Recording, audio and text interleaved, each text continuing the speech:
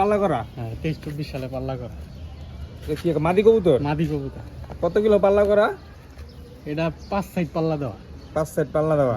23-24 Nazimuddin road আর একজাক পায়রার 51 kilo টুর্নামেন্টে আসে, 2টা টুর্নামেন্টে আসে। এটা কি কবুতর? এটা আর্মি কবুতর। কার্মি কবুতরের বৈশিষ্ট্য কি থাকে? আর্মি কবুতরের বৈশিষ্ট্য আমি দেখাই একটু। ফার্স্ট অফ অল কবুতরটার সাইজ, ঠিক আছে, কবুতরটা একটু লম্বা শেপের থাকবো, একটু বড়, সিনাটা চওড়া এরকম। আর মানুষ যে ভুলটা করে, বেশিরভাগ মানুষের বাসায় কবুতর মাথা ছোট, একদম ছোট মাথার কবুতরে, মানে শর্টকাট কথা, জিরা গলা কবুতরে এরা আর্মি বলে উল্লেখ করে। কিন্তু এই কবুতরটা ছাড়লে বোঝা যায় যে কবুতরটা মাদি কবুতর, কিন্তু ছাড়লে বোঝা যায় যে একটা নর কবুতরের রকম।